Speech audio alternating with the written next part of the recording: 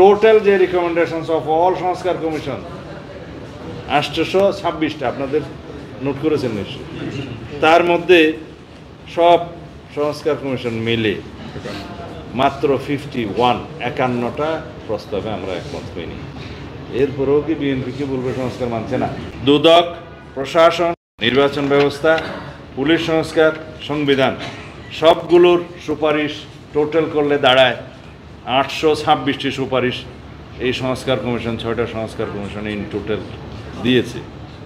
তার মধ্যে আমরা এগ্রিড হয়েছি দুদকের 47টি সুপারিশের মধ্যে আমরা 46টিতে একমত হয়েছি।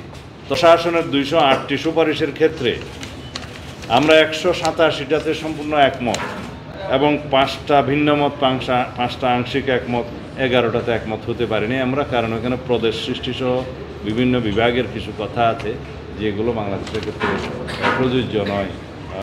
বিচার বিভাগের বললাম 28টা অধ্যায়ে 89টি গুরুত্বপূর্ণ সুপারিশ তারা দিয়েছে।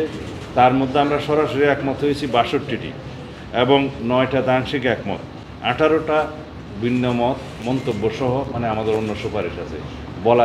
এখন আসি পুলিশ সংস্কার কমিশনে। পুলিশ সংস্কার কমিশনের যে 15টা অধ্যায়ে মোট 108টা সুপারিশ আমরা পেয়েছি।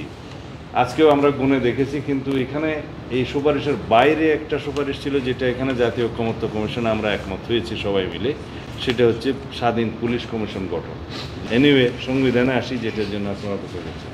131টি প্রস্তাব সুপারিশ আমরা সংবিধানের ক্ষেত্রে পেয়েছি এবং 31টার মধ্যে আমরা আমাদের যে লিখিত জবাব তাদেরকে দিয়েছিলাম, মতামত দিয়েছিলাম, তাতে আমি গুণে দেখেছি মোটামুটি আমরা 116টা প্রস্তাবে আমরা 115টা প্রস্তাবে আমরা একমত হয়েছি সরাসরি। For more update, follow us on Facebook, subscribe our YouTube channel, get the latest update on www.daily-sun.com.